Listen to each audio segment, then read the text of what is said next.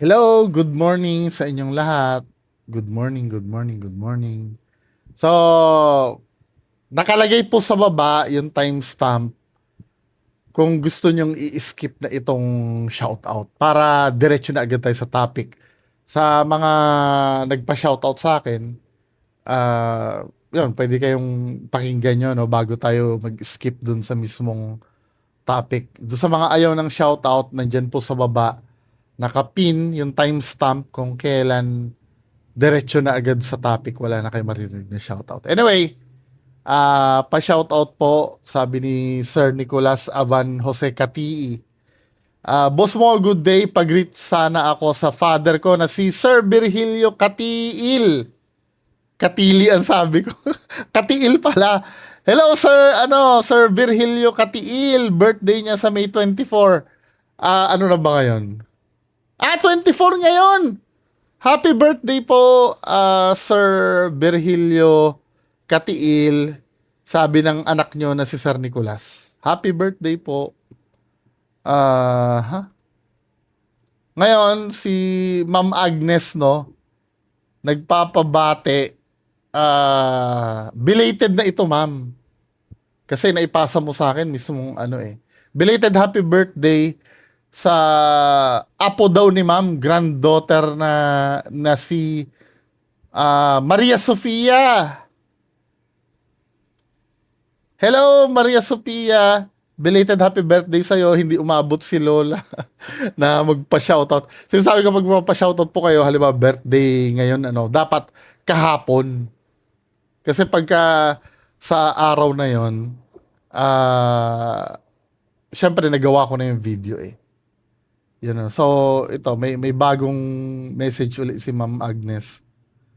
Ma'am Agnes, nagme-message ka nung time na binabasa ko tong greeting sa apo mo na si Maria Sophia.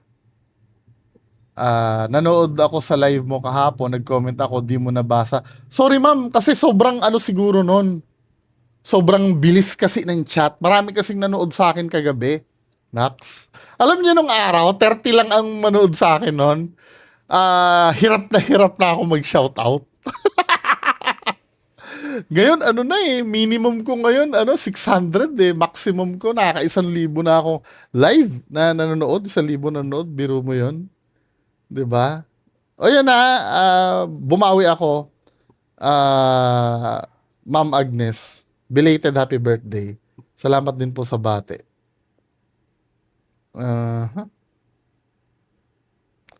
So, sabi ni Ma'am Rose Obayas, good afternoon daw, pabati naman po ako sa nag-iisa kong anak na si David Ezekiel. Birthday po niya sa May 25. Happy birthday! David Ezekiel, anak ni Ma'am Rose. Hello David Ezekiel, happy birthday sa'yo. Sana mapansin yung message ko. Lagi ako nanood. Salamat ma'am! Salamat ma'am. Ingat po kayo kung saan kayo naroroon.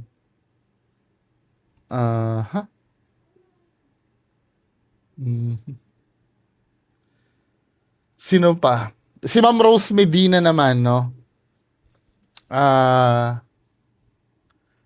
Pabati naman daw, birthday ko naman. Asawa ko po. May 22 ako po, May 24. Oh, Ma'am Rose Medina, happy birthday sa'yo. May 24, ngayon yun, May 20, happy birthday. Ma'am Rose Medina. Sino pa ba?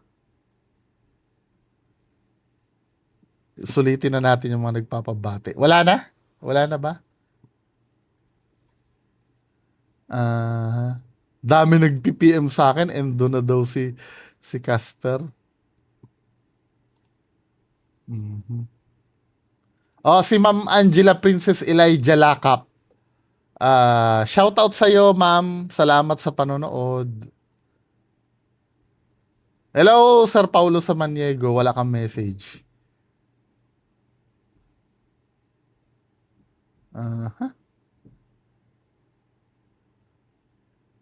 Sabi ni Ma'am Catherine Bataler Tubera, kindly greet naman po my father, Papa George Bataler. Hello, Papa George Bataler, 78th birthday! Many more birthdays to come, sir, ha? Sir Papa George Bataler. Pares kami ng birthday, May 27. Ni Papa George Bataler. Ako po si Jess Pasingkay sa YouTube. Happy birthday! Sabi daw po ni Ma'am Catherine Bataler Tobera. Happy birthday po, Sir George Bataler. Pares po tayo birthday sa 27. Mhm. Ito, pa greet daw sa si Sir Carlo Shea Soyangco. Hello, Sir Carlo Shea Soyangco. Ito, nagkikwento sa akin si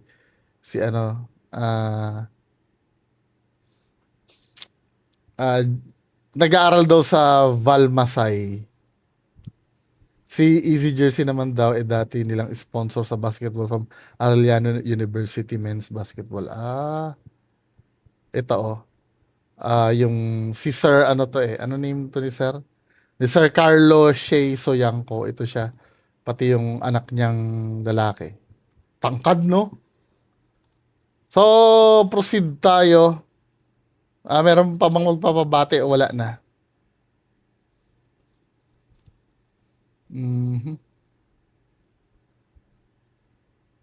Oh, ito ha, Ma'am Ice Diamsun. Binabati uli kita. Birthday daw ni Ma'am Ice Estrada nung May 29. Tapos shoutout daw sa asawa niya na si Sir Glenn Santa Ana at sa fur baby nila na Siberian Husky na si Summer. Hello, Summer! Na fur baby ni Ma'am na Siberian Husky. Hello. Pati aso nanonood sa akin. No? So, okay na. Ano na tayo ha? Doon na tayo sa main topic. 7 minutes din ng ang shoutout. Marami naman nagagalit dyan.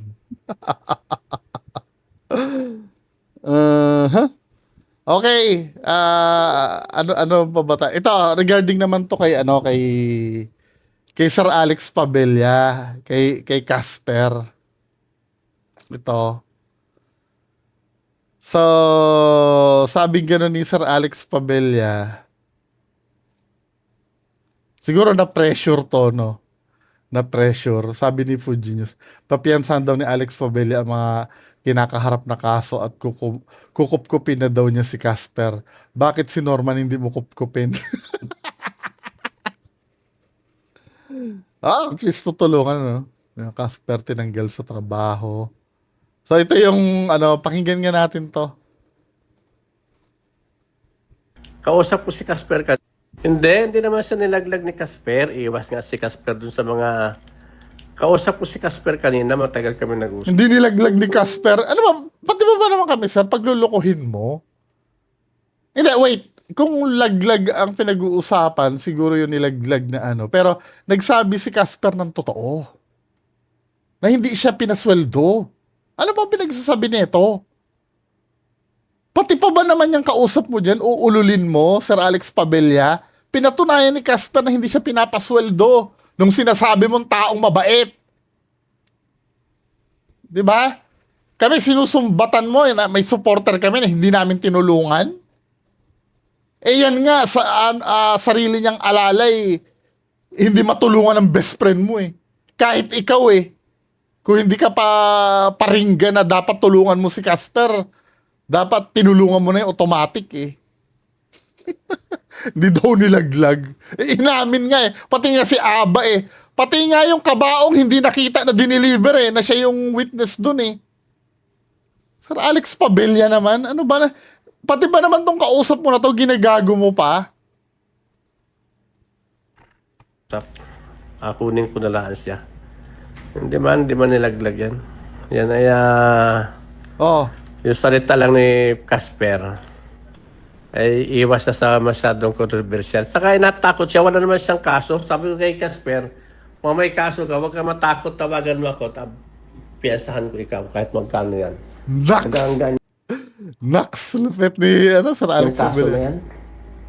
Oh, kahit yung pananaksak doon sa magtataho ay kundi pinakamataas sa kaso doon ay prostrated homicide, attempted homicide, Anong serious physical injury. Anong attempted na daw? Ano ba?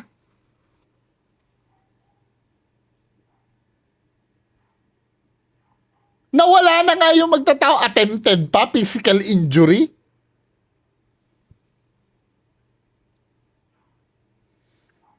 Injuries. Ganun lang yun. Lahat yung may bail, kahit prostrated murder pa yun. Oh. Hindi dapat katakutan. Mga Ang mentality netong mga taong to, no? Pag nag-bail, tapos na ang kaso. Hindi mo alam, may hearing pa yun. Temporary liberty yun. Ano ba? Ganyan ba yung ganyan ba ang mentality nyo? Pag bail, tapos na yung kaso? Hindi natatapos yun doon. A-attend pa rin ang hearing yan. Ano ka ba? Yung idol mo nga, ang sakit na ng ulo kahit nakapag-bail dun sa unjust vexation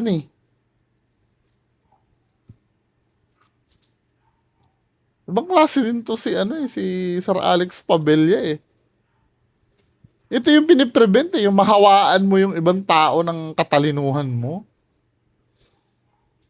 So, yun ang mentality niya, pag nag-bail tapos na. sabi ko nga siya, mga daganding-ding lang yung mga yan. Kailan naman mampakalatin niya yung usapan na yan, walang kapi problema sa akin yan. That is my favor to me. Ano? O bakit? That is my favor to me. For my publicity. Hindi naman nakaw yan, hindi naman rape yan. Wala naman yan. At saka isa pa, yan ay mga usapan lang ng mga vlogger na walang kabulan. Hindi pinapansin yan ng mga... Ang problema, pinansin nga 'Di ba? Ikaw nga, pinapansin mo nga yung yung mga sinasabi sa'yo ni Don Sebastian Ang plastic talaga ni Sir Alex Pabella, no? That is favor to me. 'Di ba? di kalibreng tao. Porque kailangan ko din naman sila. Sakyan ko ng sakyan lamang yung kailang ugali. Kasi hindi naman makaka-apekto sa akin yan Sa business ko, malabo yan. Hindi makaka-apekto yan.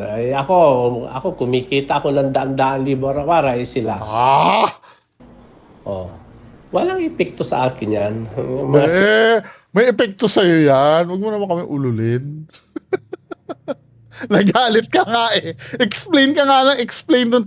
Alam mo ba, yung palusot niya dun sa dun sa hininga niya ng kiss na empleyado niya, ito yun, joke daw. Halata mong pinalilitaw mong sinungaling ka, Sir Alex Pabella Sabi nga okay lang yan. Joke namin. Gusto mo ikaw ikis ko, inggit ka. Kagiging mo lang ata. Kagigising siguro ibig sabihin nito. Ngayon, 2026 na ngayon, kahit sa mga show portion, joke ng biso-biso. Ano yung biso-biso?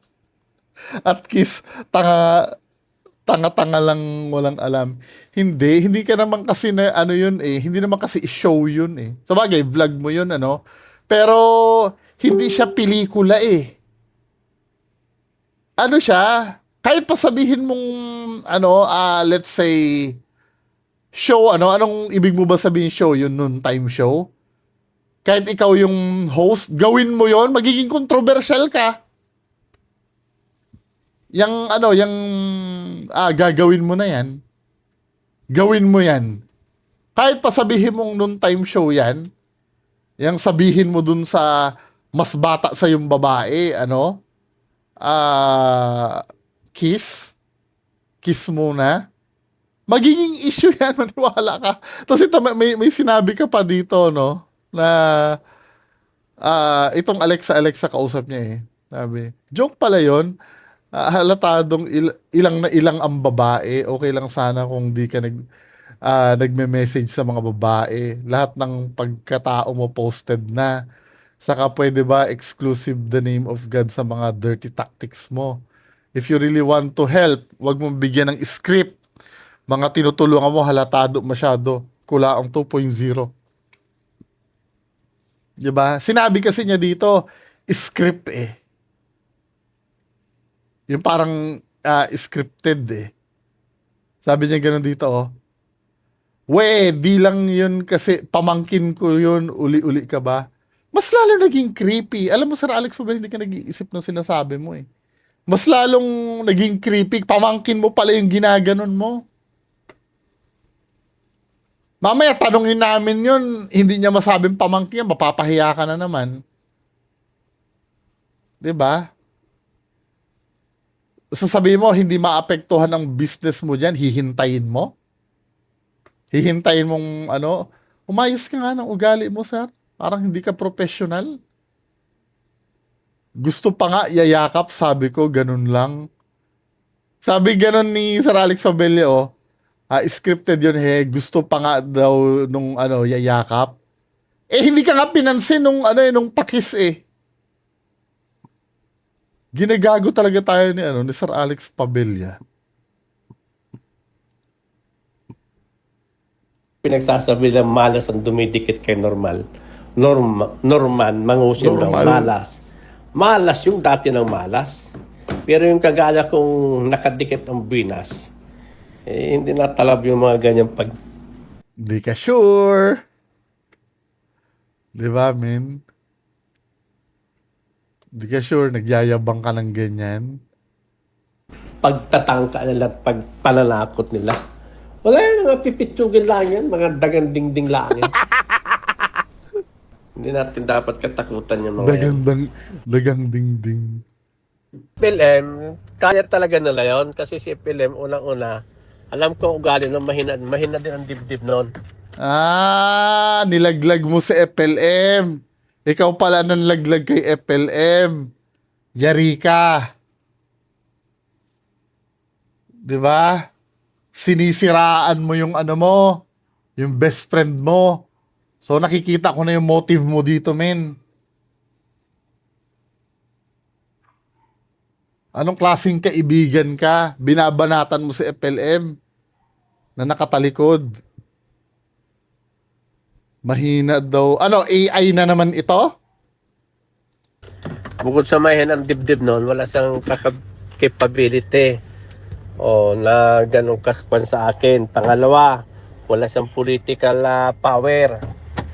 O, wala siyang political power. Hindi niya kaya. Huwag na. Oh, pati yung ano yung pag ano ng pinto in-AI din 'yon. Wala yan si Makagago. Wala yung mga baser na yan. Kahit yan si Podgenius, wala yan. Kahit magpisan-pisan yan. Kahit magsanib pursa yung mga yan. Hindi ko urungan yan. Walang demandahan. Sige, kahit anong pambabas ang gawin nila. Wala lang, hindi ko dinadamay ka ng mga anak. Anong dapat ba idemanda? Wala naman eh, nireakan lang naman yung mga ano mo eh. Ba't mo idadamay yung mga ano? Wala naman dinadamay sa iyo eh. Yung ginagawa mo, ano ba itong taon to, no? Ang kailang pamilya. Kaya kong ipatrace yan, pira lang katapat niyan. Kaya kong hanapin kung sino yan. Mga tao na. Hindi ko lang ginaganimitan. Kasi, pag may dinimanda ko dyan, madadala yan. Hindi na mag-post yan. Hindi na yan mag-comment. Mawalan ako ng mga viewers. Mga pipitsugin lang yan. Mga dangandingding lang yan. Puro lahat yan hindi ko kalibel. Kaya yan.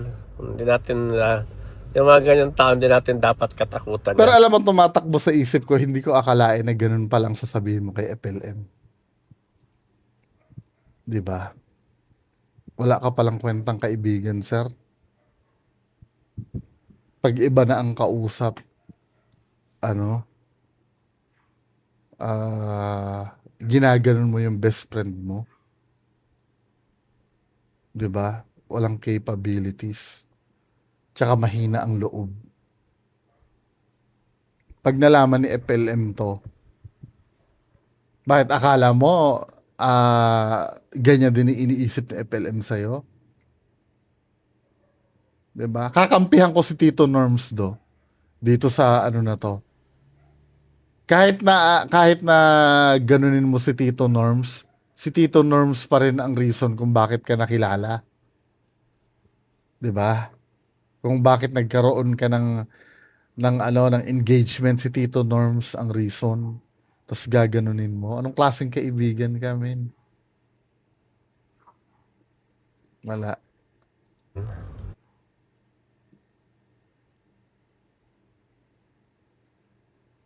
Mga pipitsugin lang yan, madam. Mga nagandingding lang yan. Wala pa sa kalingkingan ko yan. Kahit yan, yung mga kuha na yan, yan nga rin si Erwin Dakens, napakahirap na mahirap din tao yan. Wala yan, mga nasa kalingkingan ko lang yan. Kahit yung yaman ni Makagagon, di maobra sa akin yan. Wala yan. Hindi daw uubra.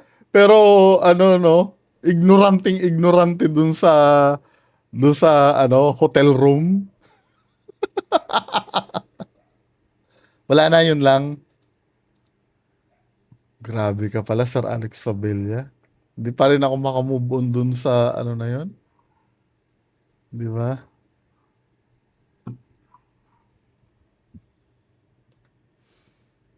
Anong klaseng kaibigan to? So disappointing. Anyway, yan lang pag-uusapan natin ngayong umaga. Magandang umaga sa inyong lahat. Bye-bye.